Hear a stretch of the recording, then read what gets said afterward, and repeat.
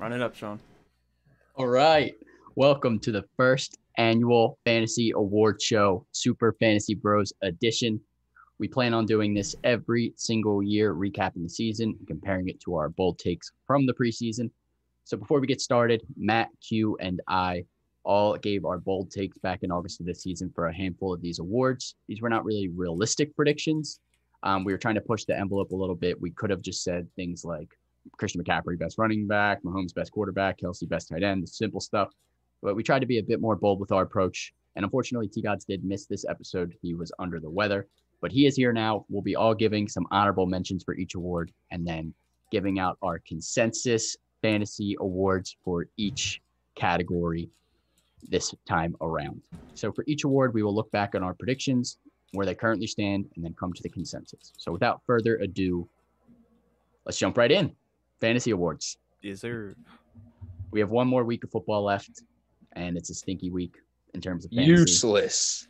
But if you are itching for that fantasy football game here, definitely check out Thrive Fantasy and use our code SUPERFB. That is SUPERFB. It'll be good for a lifetime. Yeah, it'll be good, and you should use it to play some fantasy football for one more week with all the weird names that are going to go off this next week. But for the first award, the best defense/special teams, T-God, start us off. Who is your honorable mention for this award? My honorable mention for defense is the Baltimore Ravens. They had 6 games with 10-plus points, which I think is pretty solid. It's not bad. 4 defensive touchdowns, and 9 games they gave up 17 points or fewer. That's pretty good. They made up to the bad offense. That's some good stuff right there. Some good stuff. All right, for me, I did predict early in the season that it would be Chargers defense for the best defense. That clearly did not work out. Currently finished at 21st overall. They were pretty much a bye week fill-in when they played bad teams. But my honorable mention for defense of the year has to be the Colts defense. They were a defense I targeted in a lot of my leagues because of their early season schedule. They got the Jaguars, the Bears, the Jets, all early on in the year, and they started off for the majority of the first 8 to 10 games. They were the number one defense all around. Only a couple of bad games. They were pretty solid all year. So the Colts defense had to get a shout out from me. Matt, who is your honorable mention for defense of the year? My honorable mention, I might be stealing Q's because this was his guess before the season even started, but that's the Miami Dolphins. I mean, they had only one game where they didn't force a turnover. They finished 6th defense on the season. I mean, like the Colts did, they only had a handful of bad games, but that front 7 and that secondary was very brutal for offenses throughout the year. Van Ginkel and definitely Xavier Howard. Yes, Xavier Howard. Dolphins defense was rock solid. Q, you did predict the Dolphins defense, didn't you? I guess I'm a genius. Yeah, I thought you were crazy. I went off last 2019. They had a pretty good ending to their season, so I guess I based that off of that. But my honorable mention is the Washington football team defense. It's a defense that I've used quite a few times this season. They averaged 7 or 8 points. They started out pretty slow, I'd say, but over time, their defensive line has definitely become one of the best in the league, and that's definitely going to go into next season. The rest of their team's a little suspect, with Ronald Darby being one of their cornerbacks, but they're up and coming for sure. Yeah, I like the football team's defense. Yeah, they were pretty solid. But the consensus from all of us obviously has to be the Pittsburgh Steelers defense. They struggled a bit down the stretch, but overall they averaged 9.6 points per game. In a spot that's usually pretty inconsistent, you're kind of plug and playing defenses. So if you had the Steelers defense, they were reliable all year, and they probably got you to the fantasy promised land if you had them. Was there really a defense this year that you'd say you'd start no matter what? Like last year was New England. I don't know what the other year, maybe Baltimore again, but yeah, I mean the Steelers were probably that defense if you had to pick one. I mean maybe Rams. Yeah, maybe the Rams D. They were the second defense, so they were also very solid. But I mean, the Steelers defense had 3 touchdowns. They're They had a ton of sacks, 52 sacks, 18 interceptions, 9 fumble recoveries. They were a turnover machine. Yeah. So they were obviously, they had to be defense of the year. Just to give a quick shout out to kickers here. T-Gods, best kicker of the year has to be your boy, right? Young Hoku scored the most points in the NFL. No debate. No debate. The baddest man on the planet. Wasn't it Blankership at one point? Yeah, Blankenship was pretty good for a while. 5 weeks. Young Hoku was unreal. I mean, he averaged the most points for kickers. Yeah, he was like a wide receiver too. Yeah, he was rock solid. 11 plus points in 9 games. Yeah, can't count him out. And he had 21 in one game and 20 in another. Like, dude, unreal. Hopefully you didn't rely on him in the championship, though. Yeah, hopefully you found another option. He kicked the ball 68 times this year and made 64 of them. Wow. Just That's 4 impressive. kicks, Wow. including extra points. And he sucked a couple years ago. Yeah, he was rough for the Chargers, and then they caught him, I'm pretty sure. Yeah. But anyways, let's get into the next one here. Best tight end. T-Gods, honorable mention. Who you got? Matt's boy, Robert Tonyan. He killed me this week. I'm sorry he let you down, but he still had 10 touchdowns all year. Yep. 50 receptions. Not bad for a tight end. They've been, not Scary. Not the greatest. He let you down in the chip. But leading up to the chip, he had 15, 17, 13, 14, 10. For He tight got you end, there. What else can you ask for in a tight end? I mean, Double digits, baby. That's all you need. Consistency. I guess we don't need to announce that Matt came in second because all these context clues are already putting it out there. Yeah. I mean, read the sign. If you ain't first, you're last. Tough one, Matt. but you did It's win all our right. little picks thing we had going on, so congratulations. Shout out for that. Baby. Yeah, I did not do too hot. I don't even want to know where I finished in that thing. But Matt, you get the credit where credit's due. But I preseason predicted Noah Fant for our boy Vince Jaffa. Unfortunately, that did not work out. Yikes. He did only miss one game, finished tight end 13, and he left a handful of games due to injury. But either way, he was not tight end of the year. But my honorable mention for tight end of the year has to be TJ Hawkinson. Finishes tight end 3 on the season, right above Robert Tonyan. He let you down a little bit in the fantasy playoffs, but he was super consistent all year, banked on that volume from Matt Stafford without Kenny Golladay there. He had 12 of 15 games with 9+ points. What more can you ask from your tight end? So, Nothing. Loved me some TJ Hawkinson this year. Matt, good prediction for you on this one as well. Let us know who it was. It is. It was a close runner-up to best tight end, and that's Darren Waller. Close but far. Yeah. Yeah, it was close in ranking, far in fantasy points. But, I mean, he finished tight end 2. He averaged just over 16 points a game. He was only in single digits 4 times, and for a tight end, that's like heaven on earth. So, I mean, you couldn't go wrong with Darren Waller. He had multiple games where he just absolutely went off. I'm sure Sean can vouch for that. Yeah, I'll talk about Waller later, regrettably. Especially down towards the end of the season, he really just put on for you. Yeah, he was solid. Did. He was rock Finished with solid. 8 touchdowns. I mean, in a world full of crappy tight ends, he was a diamond in the rough. For sure. All right, Q, give us your honorable mention as well. So coming into the season, I went with Mike Gaseki, who I ended up having this season. I had the honor to have Mike Gaseki. What an honor. Now, he did fit the mold of being an inconsistent tight end, but there were games where he's putting up numbers that could show if he had like solid quarterback play, because he also dealt with 2 quarterbacks. He could be a top 5 tight end. Actually, coming into the season, that was Mike Gesicki. My honorable mention for after the season is another man that I was lucky enough to deal with, Rob Gronkowski. I in the league had the best tight end duo. Finished tight end 9 on the year. At the beginning of the season, I thought that he'd be a top 6 tight end, but it took him a little time to gather his running legs to be. He had to get back in football shape. Yeah, But, a little bit. He averaged over 11 points through the final 4 games, and you're taking that once again with the tight ends that we've been given. That's pretty solid. With a few 16, 19, but in the chip you had Gronk. If you had Gronk, You were satisfied. I don't know if you had the best tight end. I don't know what You Kelsey were doing did. A-okay. Yeah, definitely not better than Kelsey, probably. Kelsey No was way.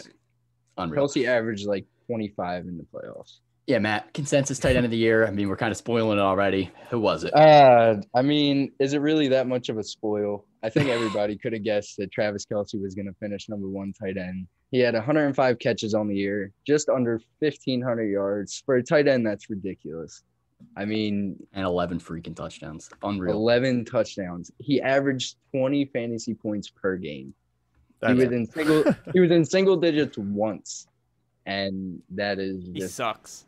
He only had single digits because it was snowing that game, too. It was like the crazy snow game versus Denver. Oh, yeah. The same reason Mahomes sucked that game.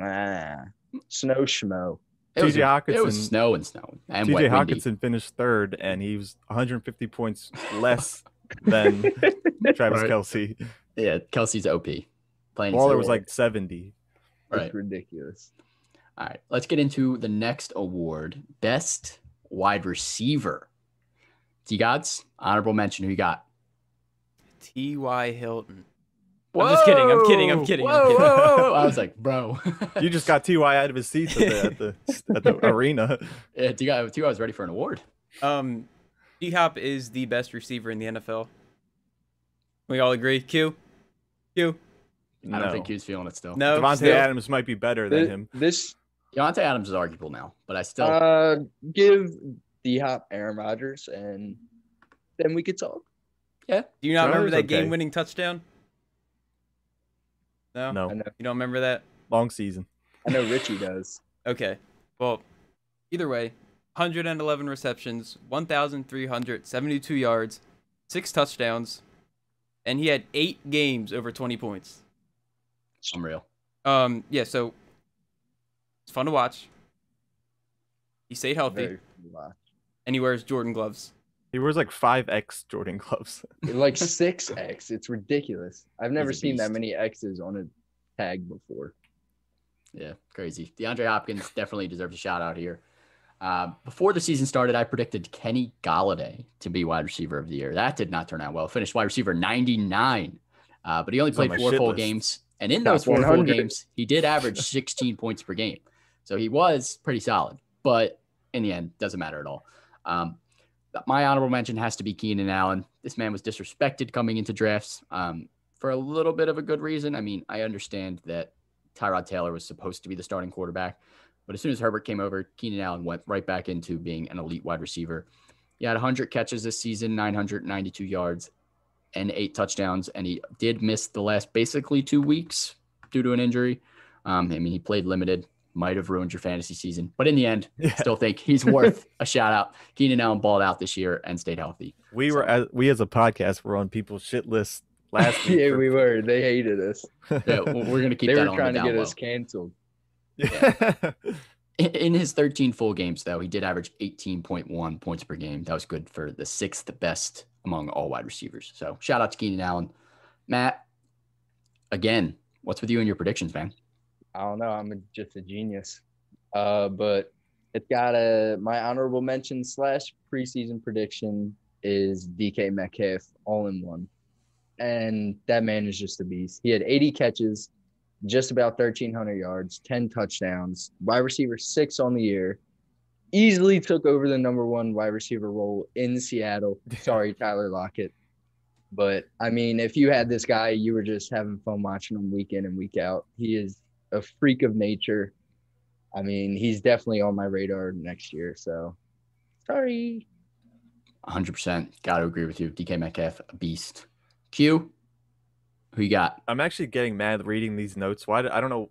Allen Robinson was the first guy, and then for some reason I had another honorable mention being Preston Williams, who died halfway through the season. I don't know why you mentioned him. I don't remember the episode. I guess I was high on him, but I think you were just high. Yeah, I agree with that. My best wide receiver of 2020 has to be Stefan Diggs, being the only player on my team that probably was consistent. Besides that, he finished wide receiver 3, averaged 20 points per game, and was probably a steal in all drafts, which is something we'll probably mention later. He was drafted low, probably be drafted in the first couple rounds next year. I was low on Diggs coming into the year, but Josh Allen is clearly a million times better than Kirk Cousins. Yeah, especially for Stefan Diggs. Yeah. Q, Stefan Diggs is a good take, but let us know who really won wide receiver of the year. Sorry, Stefan, you're gonna have to take a seat. It's the man who single-handedly cost me a job. Yeah, I should have Matt giving him this award. Devonta Adams wins best wide receiver. I would break it before I gave it to him. 339 points on the season, 26.1 is what he averaged a game, and that's with missing 2 games. So as long as he played, he was a number 1 or number 2 wide receiver on the week. Yeah, he was unreal. He did miss 2 games, still outscored everybody. Congrats, Mr. Adams. Congrats, Mr. Adams. When you got Aaron Rodgers slinging you the ball, you got to be pretty good. Yep, you're in good hands. All right, next one. The next award has to be Best Running Back. T-Gods, start us off. Who's your honorable mention for this spot? Okay, so it's not all just football stats. It's also kind of like the story behind it. James Robinson didn't even get drafted. And his first 3 weeks into the NFL, he gets 339 total yards and 3 touchdowns. Wow. This man didn't even know he was going to start 13 days before the season when they dropped Leonard Fournette. That's crazy. He averaged 14.5 yards per rush and broke 1,000 yards rushing in week 14. Took him 14 weeks. Hit 1,000 yards. Never played a game before. Wasn't drafted in the NFL. Probably wasn't drafted in your fantasy league. Yeah. Insane. Gold mine for both you and the Jags. Big time. Yeah, he was a gold mine for me until I traded him away like an idiot and then ruined my season. So I got to give respect to James Robinson. Man. That's not the only thing you did to ruin your season. Yeah, Ooh. Shut up. Todd Gurley 2.0. We're not going to talk about him for this award. His name is not to be mentioned. Anyways, my preseason prediction for this award turned out to be pretty solid, but unfortunately got hurt for most of the season. Austin Eckler, he finished with RB29, 140 points. He did average 17.25 points per game in the games he was able to play fully. So that would have been good enough for RB6 on the season if he was able to stay healthy. But unfortunately, he was not. So I got to give another shout out to David Montgomery, RB6 on the season, 16.1 points per game. He did miss 1 game due to injury, but he was an absolute stud through the second half of the season. Right after that bye week, 24.8 points per game in the final 5 games, and the only running back all season to score 25-plus points in 4 straight games. Dave Montgomery was a beast, unreal, and probably won a lot of people their championships if they had him in their RB2 spot. I told you. He told you so. I wouldn't have ever put money that Sean would be announcing David Montgomery as his honorable mention. I said to trade for him. He's solid. So, all right, Matt, who you got for your honorable mention here? All right. Well, first, my preseason prediction was David Johnson. I mean, he wasn't horrible. Injuries kind of tinkered with his season and his stats. Of course. But he finished RB23, averaged about 14 points a game. You couldn't ask for much more. It took him a little while to get incorporated into the offense, but toward the end of the season, it seemed like he caught a groove. But for my guy, honorable mention, Dalvin Cook. Finished RB2. I mean, he averaged 24 points a game. He had 1,500 yards on the season, 16 touchdowns. Count it, 16. That's a lot of touchdowns. That's at least one a game. That's at least one a game. So, I mean, he had a few very big weeks. I'm sure he at least made you make your fantasy playoffs. Unfortunately, he couldn't help me win the chip, but all credit where credit is due to Dalvin Cook. Agreed on that one. Q, finish this off for the honorable mentions. Who you got? I think my dog is stuck in my room. I was wondering what that was over there. So my honorable mention, beginning of the season, was very close. It was Le'Veon Bell. Just kidding. He sucked ass. He was a waste of space on any roster. It might be a waste of space on the actual Chiefs roster. But this, at the end of the season, I think possibly best running back award could go to Nick Chubb. He finished RB13 in the year. He did miss like 5 or 6 games due to injury, but when he came back, even with Kareem Hunt still in the mix, he averaged a good amount of points. 18 points per game. That's a good amount of points for a running back. That is a good amount of points. And yeah, best running offense in the league. I hope you win this, Nick Chubb. We need the envelope with the winner. All right, we need a drum roll. We need an envelope here. Let's see if it's Nick Chubb. No, it's not Nick Chubb. It is Alvin Kamara, RB1 on Steve the season. Alvin Kamara, again, winning this award, 366 points. He had no missed games. He had one game with less than 10 points. Other than that, he was an absolute baller. Won their fantasy championship if you were able to make it there with him with that 55-point performance. Alvin Kamara, well-deserved and a very solid pick overall. Congrats, Alv. Sorry, it wasn't Dalv. Yeah, sorry, it wasn't Dalv, Matt. He was just was missing Alv. D. Dalv is a real man. He's got a D. Whatever. Well, all right, let's get into it. Cue with the jokes, as always. Best quarterback. T-Gods. Honorable mention. Who you got? I just want to say sorry to Matt first before I mention this guy because his, 52 yards, 48 yards, something. It was a long touchdown. Nice long running touchdown from my man's Ryan Tannehill. Destroyed Matt's dreams. I'm sorry. You still won some money. I wish I could have ran on the field and tackled him. Listen, I'm sorry, but he still had arguably the most dominant running back on his team. Still finished quarterback 7. He had 32 touchdowns to just 7 interceptions, 3,603 yards. He averaged 25 fantasy points a game, and you probably didn't draft him. Yeah, maybe. You probably should. Maybe in the last round. Maybe he was on your waivers. Late round flyer. Yeah, he's still not owned in all leagues, which is insane. People just hate the name Ryan Tannehill. He also fell off a little for a few weeks. Yeah, a little up and down, but he was rock solid all year, pretty much. Reliable guy. For my best quarterback, I predicted Kyler Murray, and I will keep it that way as my honorable mention.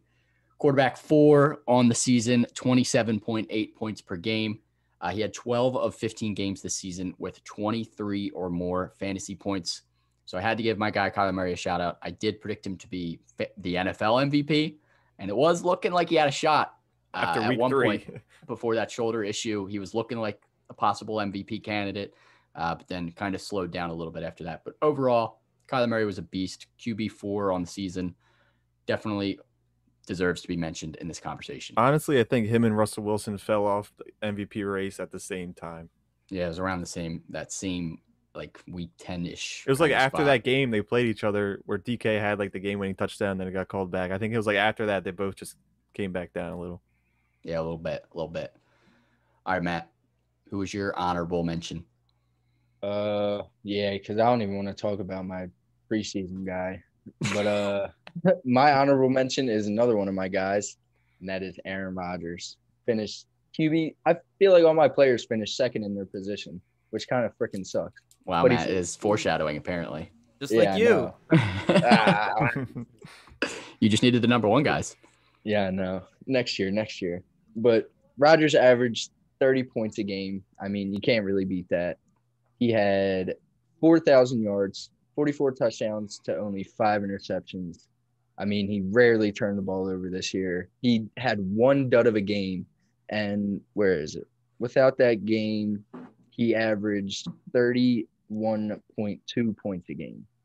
So, I mean, it didn't really knock his average off that much, but definitely could have won you that week. But I couldn't go without mentioning my guy, Aaron Rodgers. He carried me all the way to the championship. So, glory to him. For sure. And except for throwing it to Devonta Adams. Yeah, that kind of hurt you in the end. Anyways, Q. Hit me in the arse. Who you got? Guy that I was very high on coming into the season, and I'm still in love with Carson Wentz. QB 21 on the season. Fuck Jalen Hurts. I'm not gonna go mention to that, but Josh Allen is who I am voting for as a candidate for best quarterback. Finishing quarterback 3. It'll be mentioned again later. He made a very large improvement from this year compared to last year. Last year he is where Gardner Minshew is this year. So that maybe says a lot about quarterbacks as a whole or just Josh Allen's progress. But yeah, Josh Allen is who I am selecting. All right, D-Gods, drum roll. Who's the consensus quarterback of the year? Patrick Mahomes. I'm not giving a big spiel about it. He's Patrick Mahomes. Yeah, you know of course, he was going to is. be number one. He'll be number one again next year, if he stays healthy, of course. But he'll be number one every year until he retires. 441 fantasy points. Only one more point than Aaron Rodgers. Sorry, Matt. It's all right. They have to take the trophy home together. If Rodgers didn't have that bad week, he might have been this. He might have got this award, but unfortunately, he was 1 point short. Matt, you were 6 points short. So, yeah, stat correction. But yeah, got to be Mahomes. I agree. Mahomes consensus quarterback of the year for us here on Super Fantasy Bros. All right, let's get into some more interesting awards instead of just going by position here. Best value pick. So essentially, this is a player that was being drafted pretty much outside the top 15, 30 at their position. Like they were not really being drafted to be one of those top guys, but pretty much ended up finishing pretty high. T-Gods, who's your honorable mention for best value pick? Okay, so my guy isn't like he was still drafted fairly high, but not super high. Calvin Ridley. You got the fourth best receiver. What? I said our boy. Yeah, I love him. He My liked our number picture, one by the way, fan. for the people that don't know. So yeah, you got the fourth best receiver in late fourth, fifth, somewhere around there. Let's just say the fifth round. Area. In our draft, personally, he was the 20th wide receiver taken. He averaged 19 points per game.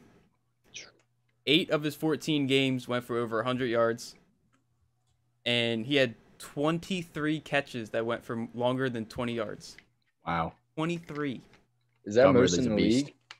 I'm not sure, but that's a lot. He also had That's zero that's up there. Tyreek Hill's probably up there, too. turnovers and only has 4 drops in his whole career. Jeez. Yeah. New Larry Fitz. Calvin Remember everyone panicked after his 1-0? Yeah. He did have that one dud of a game I where think he was kind of in just as a he was like a that game. decoy. Yeah. He was hurt. Everyone Everyone was knew he going was hurt that crazy. game. Yeah. We had to discuss after being so hot, getting that 0. It was crazy. But anyways, definitely agree with you on Ridley there. The value was there for sure. My prediction before the season was Brandon Cooks. That ended up working out okay. I mean, he was being drafted around like wide receiver 30. He ended up finishing wide receiver 24. But that was pretty much just because he was awful for the first 4 weeks. Him and Deshaun Watson did not get that connection. But from that point on, week 5 on, 16.6 points per game. He was pretty much a wide receiver 2, almost wide receiver 1 at that point. So Brandon Cooks definitely wasn't the worst prediction. But I got to give a shout out to my Temple guy, Robbie Anderson. Can't leave him out. Wide receiver 16 on the season, 14.1 points per game. He was drafted outside the top 40 wide receivers in most leagues, and he was a consistent wide receiver 2 for you all season long. So got to give a shout out to Robbie Anderson as one of the best value picks out there. Matt, who you got for your best value pick? My best value pick. My prediction was way off. It was Michael Gallup, who was probably the definition of boomer bust, and he was just horrible. I don't think I'll ever draft him ever again just because he let me down so bad. But my honorable mention is my guy again. I hate to repeat it, but, I mean, Aaron Rodgers was being taken the 11th quarterback off the board. Finished QB2. I got him round 10. Kind of like a Lamar situation last year where you got him late in the draft, and he ended up being a diamond in the rough for you. So shout out to Rodgers again. Agree. Aaron Rodgers, the man that does not age. He's all right. Yeah, he's all right. He's a bad man.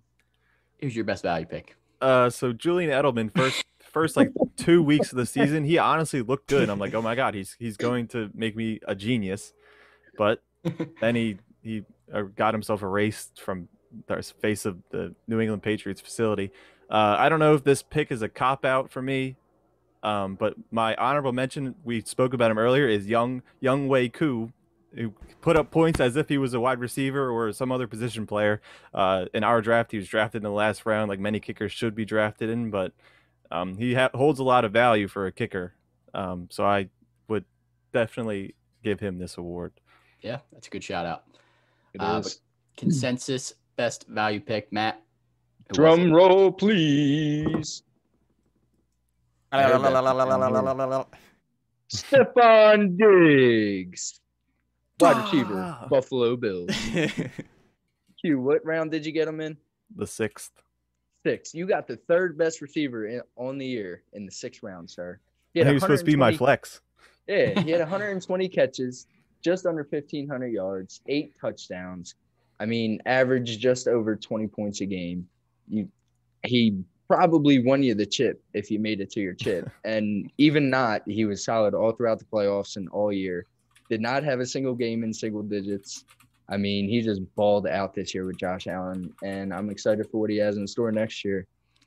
I'm officially done with the Stefan Diggs slander. It's over. Yeah. Stefan Diggs is elite.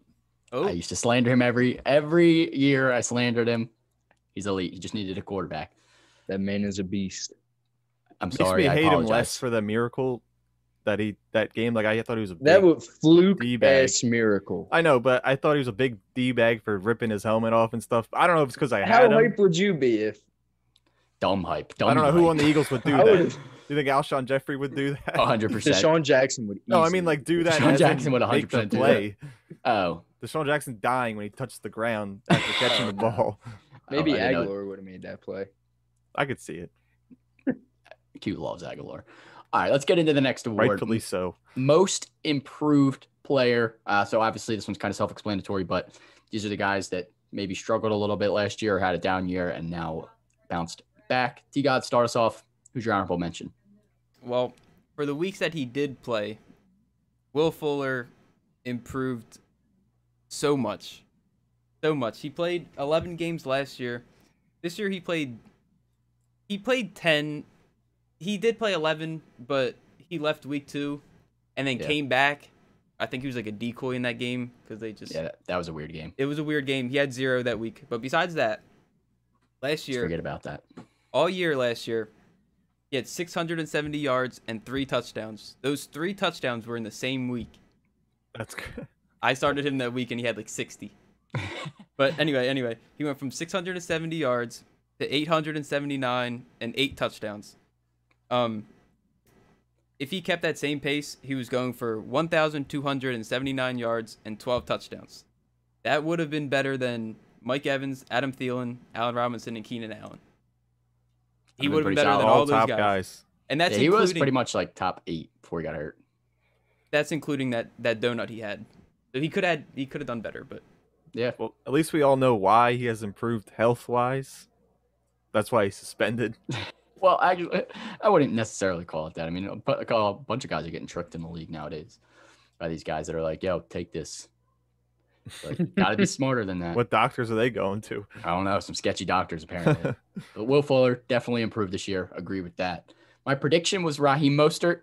He did look like that was going to happen. 46 points in the first 2 weeks, and then pretty much never fully recovered from that. Injuries piled up. So my honorable mention for this, again, shout out to my boy, Kyler Murray. Got to talk about him one more time. This dude was pretty much QB7 last year, but he was very inconsistent. The Cardinals were pretty much awful. Their defense was really bad, and their offense struggled a little bit here and there. He only averaged like 18 or 19 points per game in 2019. Was able to shoot up that to 27 points per game in 2020. Went to quarterback 4. So Kyler Murray, definitely my honorable mention for most improved player, and he'll probably improve on it again next season. D-Hop will finish number 1 next year. Count on it. Write it in stone. T-God's already getting an early preseason award show. We're ready. All right, Matt. Who you got for your most improved player? Most improved player. I didn't really have one, so I came up with this on the fly, but it's a pretty good one. I'm going to go with Robert Woods. Okay. Needed Robert those touchdowns. Woods. Yeah, he did. He finished with 2 last year. He ended up finishing with 6 receiving, 2 rushing this year. Finished wide receiver 12 on the season, averaged right over 15 points a game.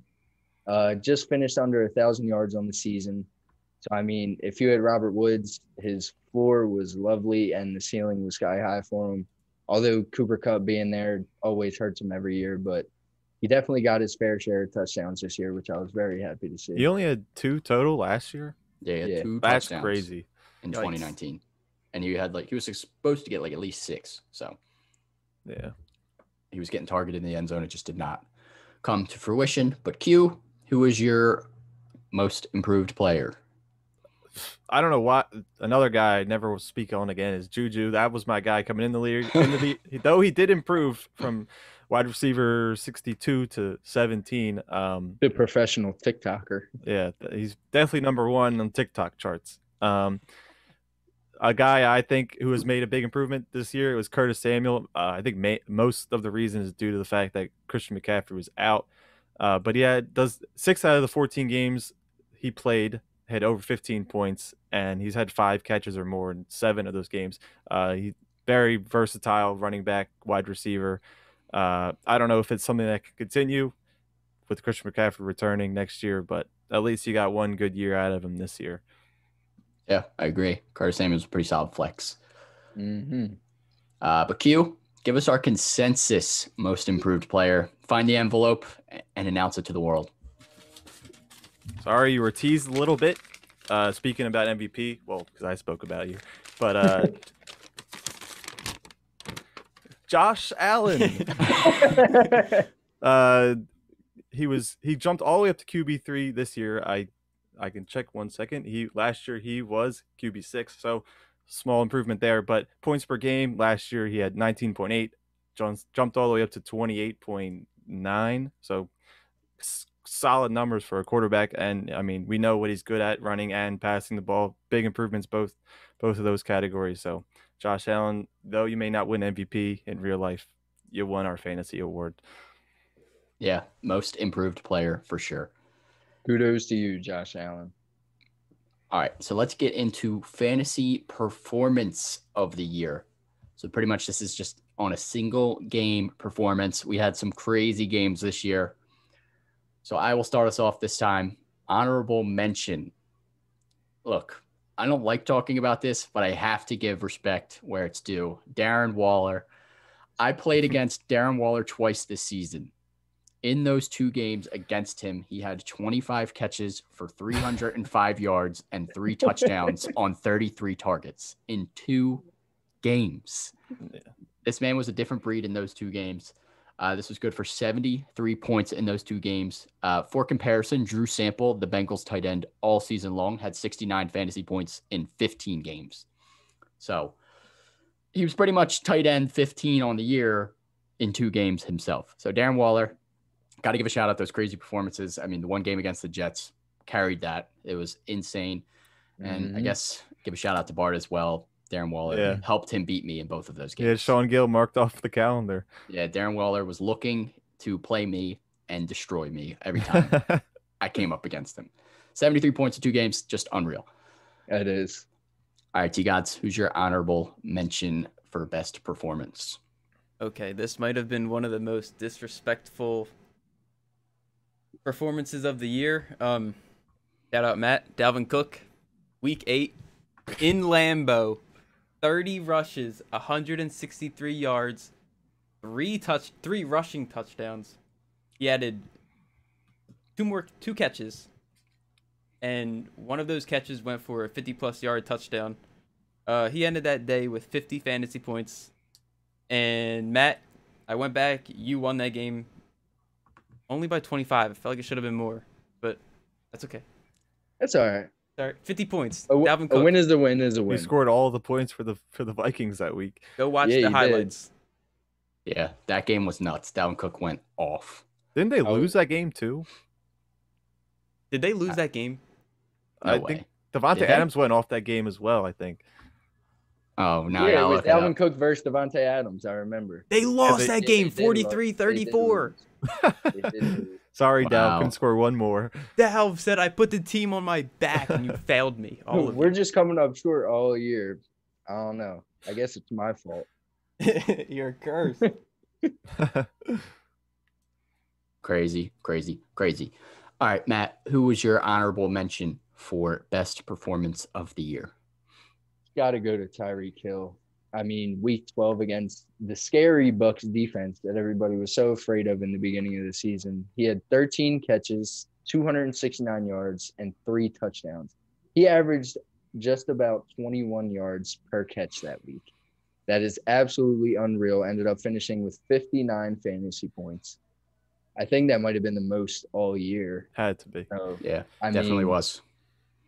That is just ridiculous. He also had 15 targets, so that target share was – he only didn't catch 2 of the passes he was thrown. So, he definitely made the most of them that week. Yeah, that game was crazy. It felt like every other play, Mahomes to Tyreek, bomb, touchdown. That was nuts. I feel like that's every time you watch the Chiefs, though. Yeah, it is.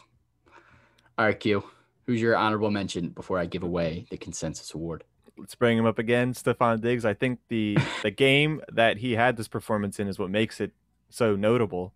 He had 9 catches for 145 yards and 3 touchdowns. This is his biggest fantasy performance of his whole career with 43 fantasy points.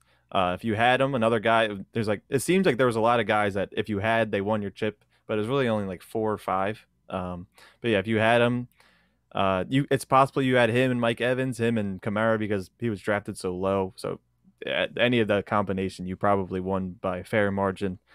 Stefan Diggs, bring it home. Yeah, Stefan Diggs went crazy for the fantasy chip. But for our consensus award, there was one more player that went just a bit more crazy in the fantasy championship. And again, another award to Alvin Kamara's collection. Alvin Kamara wins again. This man dropped 55 points in week 16, 22 carries for 155 yards for 6 rushing touchdowns, tied an NFL record that was set back in the 1920s when they didn't even wear helmets or pads or whatever the hell on their heads. So technically pretty much owns this record now, 6 rushing touchdowns in one game. Also just added 3 catches for 17 yards to sprinkle on top of his 55-point performance to win many people their fantasy championships. Alvin Kamara has to win fantasy performance of the year. Well deserved. Well deserved. The next award we have here is kind of a joke, but just got to do it anyways. The Stayed Healthy Award. So some of these guys have struggled to stay healthy throughout these seasons. T-Gods, start us off. Who stayed healthy? You were just talking about Alvin Kamara, right? Yeah. Well, he won this one too for me. Oh my goodness. Well, He's bringing home all the gold. I don't know if you remember before the season started, there were all these talks about the epidural he got in his back and how he played the whole season before on one leg. I feel like that kind of dropped him a few spots in the draft. Maybe. That didn't happen in our league. Sam trusted him, but he should have. He did a good job. But after all these talks, he didn't miss a game. Went out, napped, running back 1. Shout out Alvin Kamara. Yeah. My Stayed Healthy Award is someone that was nowhere near as good as Alvin Kamara. Nowhere near as good. And that is Evan Engram. Congratulations, Evan Engram. Fantasy team. Yeah, exactly. Most people expected Evan Engram to be elite if he could stay healthy. He's been battling injuries throughout his career. And you know what? He was able to stay healthy this season, and he was nowhere near elite. He had 1 touchdown this year, and he was tight end 15 on the season. Wasn't his 1 touchdown a rushing touchdown too? Yeah. It was like an end around, I think. So actually he had 2 touchdowns. He had 1 rushing touchdown, 1 receiving touchdown. But either way, 2 touchdowns for Evan Engram. You expected him to be really good. He was pretty much supposed to be a top 5 tight end if he was fully healthy, and he was not. But shout out to Evan Engram. He was able to stay healthy, and hopefully next year he can come back, bounce back, and actually put up some fantasy points. Maybe the Giants' offense will look much better with Darius Slayton. Yeah, they need an offensive line and Saquon back for sure. All right, Q, who was your Stayed Healthy Award for? Stayed Healthy Award. Someone who we talked about earlier, Will Fuller. I mean, for as long as he's played this year, he was healthy.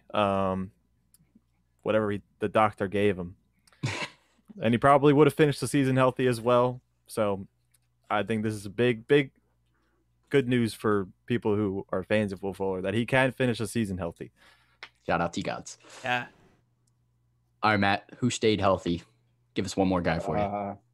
Well, this guy, he did miss 1 game, but with his history of glass knees, I think that is a big accomplishment for Todd Gurley.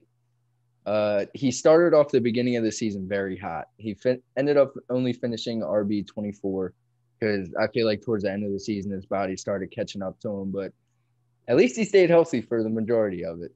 So, yeah, he did. He did play in most of the games. I'm sure he's happy with himself. Yeah, hopefully he can get those knees some more muscle or something. I don't know. I think his legs are just done. Yeah, they might be. But he stayed healthy. He stayed healthy. Good job, Todd. Honorable mention. All right, T-Gods, who was our consensus award for staying healthy? Okay, this award is super biased. It's very biased. He didn't even play all the games because he got benched. Sorry, Q. I know you hate to hear it. But still, shout out to Carson Wentz. You didn't get injured. You didn't miss a snap due to injury, at least. I mean, he did miss a couple snaps because Jalen came in, did his thing. But, yeah, Carson Wentz, you did good this year. Yeah, Carson Wentz. Way to not Congratulations, you did not get injured. I'm happy he gets an award. Yeah, that's the award he gets. Jalen Hurts isn't getting an award. He stayed healthy. Oh, you might get an honorable mention here or there. Maybe. You don't take that home, though. Yeah, you don't take that home. You take him with a grain of salt. All right, let's get into the next award. The injuries ruined his season award. So these guys were supposed to be rock solid this season, but unfortunately got hurt. D-God, start us off. Honorable mention. Okay. Dak Prescott. Ooh, I love you, but I hate you because you're a Cowboy. But I still love you as a player, as a fantasy player. So I drafted you right before DK got drafted. I took you over DK because I trusted you, and you let me down. You let everybody down. Dak was averaging 30 fantasy points before he went out. That's including week 12 week 5 when he only had 12 points. So, but whatever. He was averaging 30 points. He led the league in passing yards until week 7. He left in week 5. He led the league. Crazy. No one broke his passing yards till week 7. He was on pace for 50+ touchdowns. Wow. Probably would have done it. Probably would have done it. He had like one of the strongest receiving cores in the league. And their defense was so bad. Yeah. That is absurd. What could have been for Dak Prescott? What could have been? Down the drain. My honorable mention for this award has to be a guy we talked about a ton on the podcast, Joe Mixon. I did say preseason that I would draft him over DeAndre Hopkins. And God, as crazy as that sounds, it wouldn't have been that bad if he was able to stay healthy. He did have 15.7 points per game. What could have been in his first 6 weeks. These are all what could have been. That would be good for RB9 on the season if he was able to keep up that average across the entire season. And I think he honestly could have improved, as the Bengals did improve a little bit throughout the season with Burrow until Burrow went down too. Unfortunate for the Bengals, they had a lot of injuries. But anyways, Joe Mixon, if he didn't get hurt, I still think he would have been a top 10 running back, and I still think he has the upside to be a top 10 running back when he comes back next season. Are you taking him over D-Hop next season? Probably not. Smart man. You guys already locked it in stone that D-Hop's going to be wide receiver 1 next year. So. He will be. So yeah, He will be. I can't. Kyler's going to improve. I mean, I still like Joe Mixon, though. Anyways, Q, who you got for who had their season ruined by injuries? I had my season ruined by a few guys this season. I could have put Saquon, Sutton, Galladay, but I'll just give it to Galladay because he teased me the most throughout the season. At least the other two, I knew they were out. Galladay would practice a day, then be out, practice a day, then be out. But he did average 16 points in the 3 games that he played. I don't know if I'd ever touch him again. I probably would touch the other two that ruined my season over him just because they didn't tease me. Kenny Galladay. What could have been? That's what we should have called this award. What could have been? What could have been for Kenny Galladay? All right, Matt, who you got for this one? Honorable mention. I'm sorry, Bart. I know you're watching. It's your boy, Austin Eckler. He only played 9 games in the season. One of them he got hurt in, but through those 9 games, he averaged 15.6 fantasy points. He had 512 rushing yards, 370 receiving yards, 2 touchdowns, but he had 48 catches. That man is a Danny Woodhead 2.0 for the Danny Los Angeles Woodhead. Chargers, and he is a monster. I really hope he can stay healthy next season because I love Eckler. I mean, he's a great player, great guy, I'm sure, but it's unfortunate he had to get hurt. He was another guy that people were worried about at the beginning of the season after his first game when he didn't get the ball as much. Yeah, But Josh Kelly had 12 carries and a touchdown. blame Tyrod for that. Josh Kelly sucks. All right, Matt. I know you're talking about Eckler, but pull out the envelope. Who gets the consensus award? The What big could have been? Drum roll, please. Christian McCaffrey. In the 3 games that man played, he had 6 touchdowns, averaged an absurd 29 fantasy points per game. Somehow still finished RB 50 with so many running backs in the league. He played 3 games. 3 games. I mean, I'm sorry, Schultz. You could have had the best fantasy player ever, but unfortunately, You got Mike Davis. He got teased in the middle of the season and towards the end of the season where they were speculating him coming back, but it hasn't happened yet. I don't see it happening for the rest of the year. It's just unfortunate, but I am definitely not counting out Christian. He could still be taken number 1 overall next year. I wouldn't look at you differently. What could have been for CMC? All right, let's get into the next award. Most underrated fantasy player. These guys are underappreciated or just not getting enough hype that they deserve. So you guys start us off. Honorable mention. Okay. Kenyan Drake. Now listen, everybody was stay away from me. Stay away from me. He sucks. I said, come here. And I traded Myles Gaskin for him. And that turned out pretty nice. Gaskin missed like 7 games, something. Games there, yeah. He missed a bunch of games. So yeah, I trusted him, and he was a super solid RB2. He ran the ball 229 times for 919 yards and 10 touchdowns. He averaged 4 yards a rush. That's solid numbers. I thought he was going to lose the job to Chase Edmonds at one point. And he averaged 12 points a game. We all did. I'll take that as an RB2. Why was everybody so scared of him? I don't get it. Solid second half. Going in the 4th, 5th round. And he was healthy. He just needs more catches. He needs to be more involved in the passing game. That's the only thing that made everyone hate him because I think he had 28 targets on the season, and last year he had 22 catches. He had 22 catches for 122 yards on 28 targets. Last season he had 68 targets, so people expected that passing volume to be there, and it wasn't. But Kenyan Drake overall pretty solid. 10 touchdowns. If you still play in standard leagues, he was nice. Good. Solid. Yeah. Put some respect on Kenyan Drake. He is underrated. Honestly, I think the main reason was he tweeted that he was going to be fantasy MVP. Yeah, you can't do that. No, you can't do that. David Johnson said he was going for 1,000 and got hurt. Exactly. A couple years ago. Kenyan Drake ended up missing a game too. So still, RB14, pretty solid. Can't complain. My honorable mention has to be Nyheim Hines for most underrated fantasy player. Nyheim Hines gets no respect whatsoever by anyone.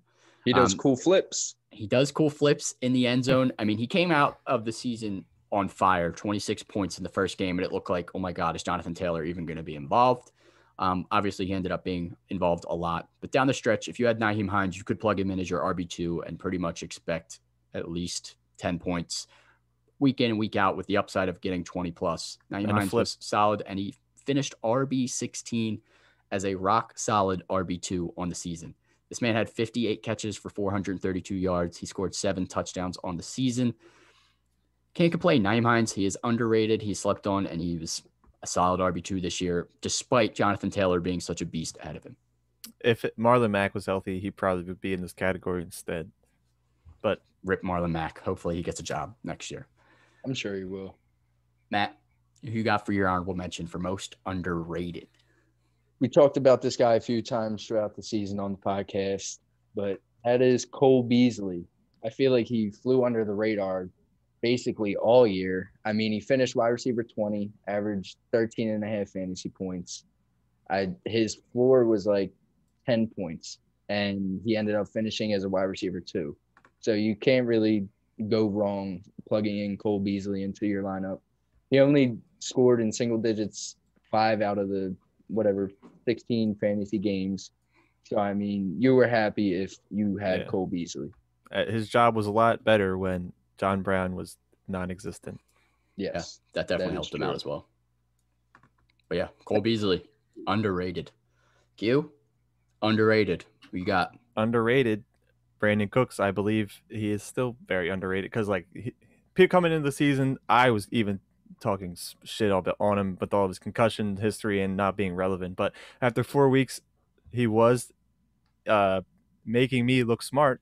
But then he became Brandon Cooks of very old, maybe New Orleans Saints old, putting up numbers very similar to Will Fuller when they were both playing together. Final 10 games, he scored 12 or more and reached 30 or at least 25 or more twice. So he was pretty solid with and without Will Fuller in the lineup.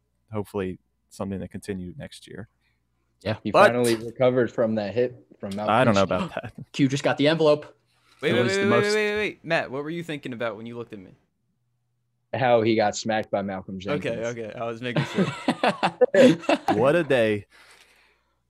But what a day. Brandon, I don't know if you deserve this award today. Consensus for most underrated fantasy player. Matt, I should have you read this one as well. Ryan Tannehill, quarterback, Tennessee Titans. Last year he finished quarterback 21. He also did take over the job middle of the season, so he was like a QB1 when he did start. This year finished, damn it, I don't remember. QB7. QB7, thank you for saving me. Averaging 25 points per game, and he was slept on every week. Most weeks, some weeks there were games where you probably wouldn't start him, but for the most part, the offense around him, A.J. Brown helped a lot. Jonnu Smith, forget about him, but he did what he had to do. Rushing ability, we all know. We saw it on Sunday. Yeah, Ryan Tannehill, congratulations. One more fantasy point than Tom Brady on the season. Ooh. Put some respect on Ryan Tannehill. All right. Before we get into Rookie of the Year, MVP, least valuable player, one more award, the player we talked about the most on Super Fantasy Bros Podcast Award. So week in and week out, we talked about a ton of guys, but there were a lot of repeats. T-Gods, who was the first that we talked about a ton? Eugene Marquise Hilton. For those of you who don't know, that's T.Y. Hilton's full name. So yeah, it started with, you got to stay calm on T.Y. Like, he'll be good. He's going to put up numbers. Then it went to, all right, you could bench T.Y. Then it went to, all right, you could drop him. He sucks. Then it was like, all right, pick him back up. He's starting to do good. Then start him in your fantasy playoffs. Start him in your fantasy playoffs. So there was a lot of ups and downs for this guy. What a roller coaster. Yeah, we talked about him a lot.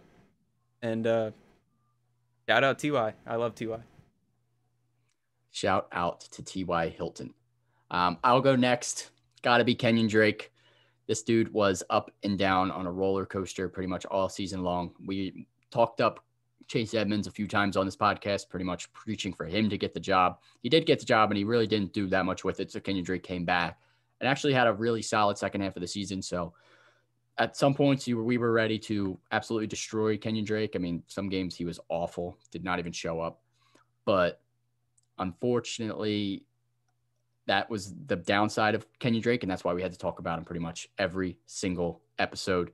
Should you start him? Should you not start him? And if you did for the second half of the season, you were probably pretty satisfied. He only had one game with less than 9 points from week 10 on. So fortunately, he had his name said by us a lot, so people know him now. Yeah, he's got clout. Definitely my honorable mention there. Q, who was your honorable mention for this award? Just keep this quick. Thanks to Sean. This guy was mentioned way too many times. Maybe mentioned the same amount as his teammate because Sean's more biased than I am, and we went to the same school, or we go to the same. DJ Moore is who I think was talked about most on this podcast, just because his calmer chaos, trust or bust, 1 good game, 10 bad games. Somehow he's still talked about every week. DJ Moore, I don't know what DJ stands for, but Sean will probably find that out unless he has it tattooed on him. DJ Moore. He was so hard to pick to start every week. You'd get good DJ Moore, you get bad DJ Moore. We had to talk about him every single week. He was my wide receiver 1. Don't ever draft DJ Moore as your wide receiver 1, please. Okay, his name is Deniston Oliver Moore Jr., so there's no J other than the junior. All right, DJ Moore. Beniston. Nice. Dennison Jr. All right, Matt, who's your honorable mention before I give away this award? All right, my honorable mention. I mean, he didn't have any fantasy relevancy individually to you guys unless you play an IDP. No, unless your wide receiver played against him. Yeah, that is to true. Matt. We warned you. Me and Sean, we try to tell you guys all year about Ramsey Island. I think we mentioned Jalen Ramsey at least once, probably every podcast. I mean, he's just always found a way in the conversation, whether it be he was covering a good receiver who we were worrying about, or we just felt like saying his name. You and Sean had a 16-week vacation on Ramsey Island. It was beautiful. All right, before I give away the consensus award, I have to mention that Q's favorite player to mention on every single podcast was Nelson Aguilar. I forgot about him. That was a good one. Literally every episode, the Raiders came up, Q said, don't forget about Aguilar. We got to talk about Aguilar. But overall, the consensus has to be Jarvis Landry. My bias came through a ton throughout the season. I predicted him to put up some insane numbers, and that clearly did not happen. And every week, he was pretty much a topic of discussion because it was like, do we start him? Do we not start him? And then we got to the point while OBJ was healthy, it was like, just don't start him at this point. And then OBJ got hurt. So we were like, oh, can we start him again? And it was like, nope, you can't start him again. And then he ended up playing in bad weather for like 4 weeks straight for like a month of the season. It was pretty much just the Browns running the ball. And then week 12 finally showed up, put up 28 points for the best game of the season, and actually finished pretty strong in the last 4 games, and then missed his first career game in week 16 due to COVID. We talked about Jarvis Landry pretty much every single episode, at least twice. So Jarvis Landry, you win this award. We talked about you the most. I will try to keep the Jarv talk down next season. Yeah, right. I'll do my best. Good luck with that. It's going to be tough wearing your jerseys. Yeah, I was about to say. All right, let's get into the good stuff. Fantasy Rookie of the Year. I'll start us off. My prediction / honorable mention was Jonathan Taylor. I predicted him to be Rookie of the Year. I predicted him to take over this backfield in week 4 as we did this podcast before Marlon Mack hurt his Achilles and missed the whole season. So Jonathan Taylor pretty much walked into an RB1 role and finished the season as an RB1. Finished the season as RB7 on the season. He did miss 1 game. But if you had him for the fantasy playoffs, he likely helped you get to that championship and pull home that gold, similar to K. Harp in our league. He did win the championship. He did have Jonathan Taylor as his RB1. Jonathan Taylor was rock solid. There was a stretch where he looked a little bit suspicious. It looked like Nyheim Hines was going to be RB1. But he ended up coming back strong. Last 4 games had at least 19 points in every single game. I would give him props for that, but Dave Montgomery did outdo him on that one. But in the end, honorable mention has to be Jonathan Taylor for Rookie of the Year. Matt, who was your honorable mention? I'm going to switch it up from my original choice. My original choice was Jalen Hurts, but I feel he didn't play enough to deserve an honorable mention. You're welcome, Q. Doesn't deserve a thing. So I'm going to go another one of K. Harp's running backs, and that is Antonio Gibson. Towards the end of the season, he was a little banged up, but prior to that, he was on absolute fire. He finished RB12, averaged 14 points a game. Definitely helped you reach your fantasy playoffs. Might not have helped you much in the playoffs, but, I mean, he helped get you there, so you got to give him some credit. And especially playing for the Washington football team, who actually kind of surprised me this year. They looked a lot better than I thought they would. I just hope Alex Smith can stay healthy because they seem to be a lot better team when he plays. But I see Antonio Gibson just doing – I don't know how to put it. He's going to be better next year than he was this year. Yeah. I agree with that. He will be solid rookie season for him. Q, who you got? Probably my favorite football player that isn't on the Eagles, Justin Herbert, a.k.a. J. Herbo. Finished QB9 on the season, coming in week 2, I think it was, where he just didn't know that he was playing until an hour before the game and ends up probably winning Rookie of the Year. 4,000 passing yards and 28 touchdowns maybe, but I think he averages about 25 points a game. I sold high on him. I waited. I got the stock as high as I could. He may not have won you the championship because he has come back down to earth a bit. Maybe defenses have figured him out, but he is also a rookie. But he definitely got you to the playoffs if you were playing him throughout the season. Maybe not definitely. Jay Herbo. But he was rock solid. Justin Herbert, I agree. Consensus rookie of the year, D-Gods? I think you have the envelope. No. Maybe. I don't have it. But I'll just name my guy. I'll send you a memo. I'll send you a memo. Okay. Real quick. Send it to the envelope lady. All right, you got mail. Who we got? Okay. James Robinson. How could it Couldn't not go be? to anybody else. How could it not be?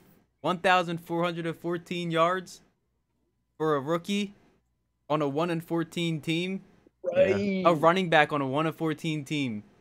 Finished running back 4 on the season. Yeah, you expect him to be throwing. Right. First game that he's ever played in, he hurdles a defender for a 27-yard gain. If you want to succeed in life, you got to have that kind of confidence.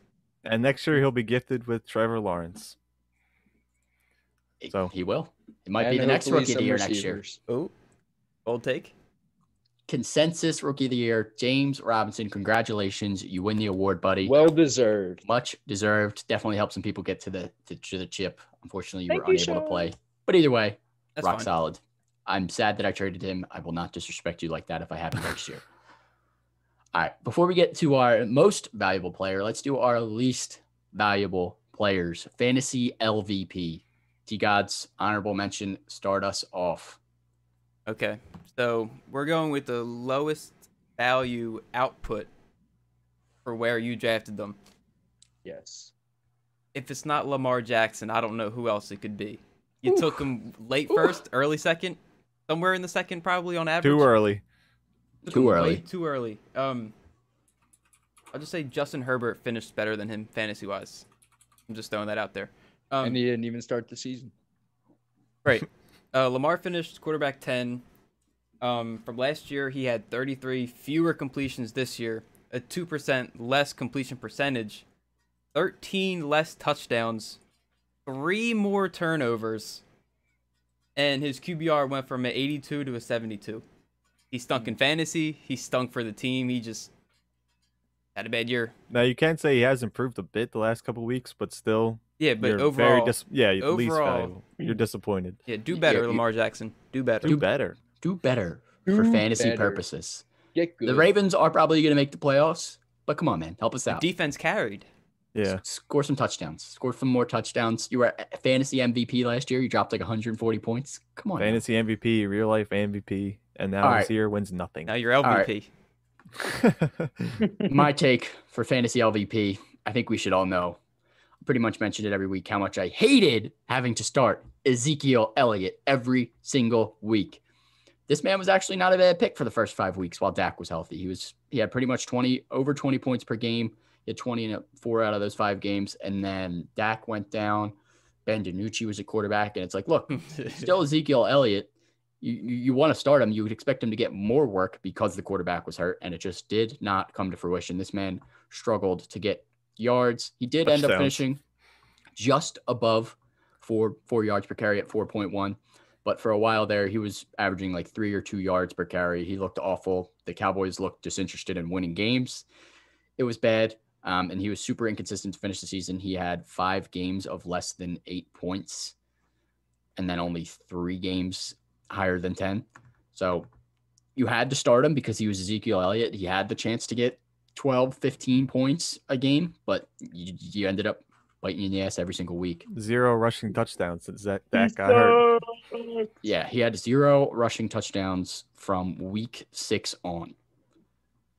Feed me. And he had 1 receiving touchdown in that time. So it was Feed me L's. It was an unfortunate season for Zeke. I do think he can be better next season. He did still somehow finish at RB9. That just shows how weak this RB position is in general. Yeah, rough season for Zeke. Fantasy LVP for me. Yep. Matt, who's your fantasy least valuable player? Well, my preseason prediction couldn't have been more wrong because that was Nick Chubb. And he missed 4 games and still finished RB13, I'm pretty sure. So I'm going to switch it up and go Hollywood Brown.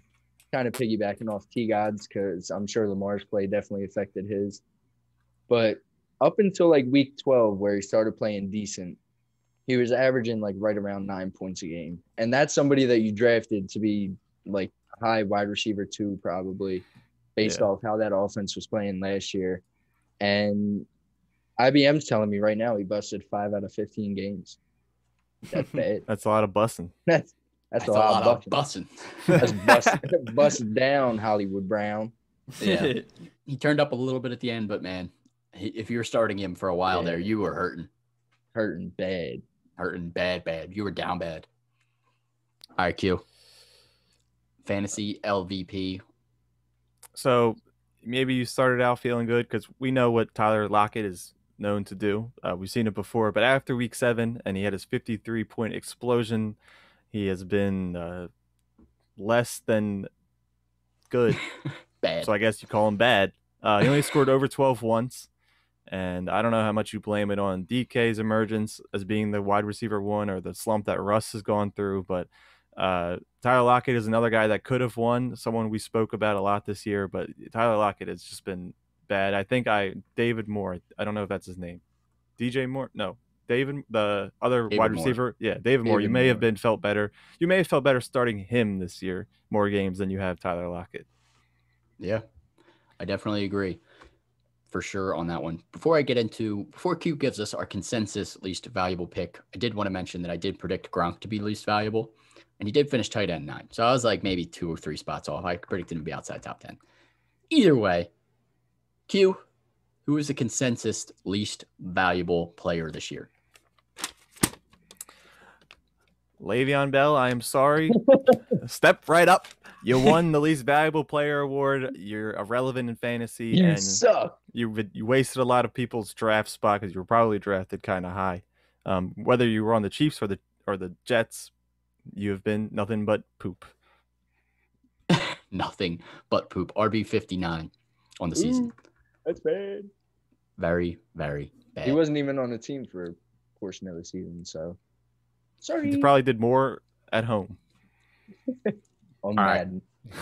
Fantasy MVP. Now, this could go to a bunch of people that we've already talked about. But T-Gods, start us off. Honorable mention for MVP. I need to say sorry to Matt again. T-Gods, I feel like you're just coming at me this whole episode. Like, what did we all have? Episode. What did I do? You lost your chip. Yeah, you lost It's not chip, what man. you did. What you didn't do. Devonta Adams just went bonkers this year. 109 catches, which was 4th in the NFL. And no, that was 3rd in the NFL. I'm sorry. And he had 1,300 yards, which is 4th in the NFL. He missed 2 games, but despite that, he still had those crazy numbers and had 17 touchdowns. 17 touchdowns. He had 18 catches for 20-plus yards. Yeah, you guys want to guess how many games he had under 6 receptions? 0. 2. Close. It was 1. He had 1 game under 6 catches. I think he got hurt in that game too. He did. He had 3 catches and then got hurt. 2.5 games. He hurt his hammy. But yeah, you probably won the chip if you had him. I would say even if you had Aaron Rodgers, you probably won. But not in our case. But not in our league's case. We're too good. Devonta Adams had 18 more fantasy points than any wide receiver and did miss 2.5 games. Unreal. That's wild. But my preseason predictions for fantasy MVP were Kyler / Clyde Edwards-Helaire. So I did say I already picked Kyler for quarterback, so I didn't want to double dip. So I switched it to Clyde Edwards-Helaire, who finished RB19. To be fair, he was pretty solid until they traded for Le'Veon Bell. And then it became a kind of a 2-headed monster. But either way, my honorable mention has to be the only good fantasy player that I drafted this year, Travis Kelsey, the number 1 tight end. If your league still uses tight ends, he's worth pretty much first overall pick. This dude is unreal. He had at least 8 catches in like the majority of his games. He had 105 catches, 1,400 yards, and 11 touchdowns. We've already piped him up a ton, but this man is on another level. He's pretty much a wide receiver 1, top 5 wide receiver in the league at the tight end position. Travis Kelsey, big shout out to you. Number MVP in my heart. Way to go, Sean. You did something right. Something, barely. You don't have to do them like that. Q, I'm sorry. who you got? So my prediction hasn't. Well, who I'm selecting hasn't changed from preseason. Derrick Henry, RB3 on the year, averaging 19 points. He gave us our yearly 2 games of him getting 200 yards in that game rushing. It's something we come to expect from him, which is crazy to do, but nothing's changed in that offense. Even with Tannehill being as great as he has been and A.J. Brown emerging, Derrick Henry is still the offense and still pretty much unstoppable to defenses. Derrick Henry. I wouldn't want to tackle him. I learned how to tackle him. Oh my God, here we go. One of his teammates made a TikTok. You smack the stiff arm and go for the legs. That sounds so easy, right? Yeah, good luck. He would run your ass over. I'll pull his hair. You would still not a horsepower. It's just one long.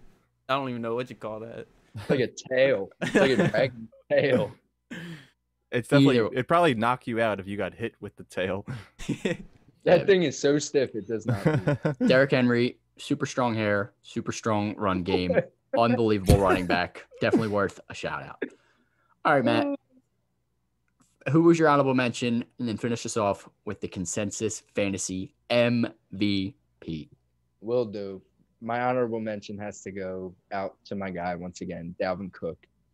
Finished a close second, finished RB2, missed a game and a half. I mean, I'm sure I don't want to speculate, but I mean, if he played that game and a half, he could have finished number 1. But stuff happens. That's life.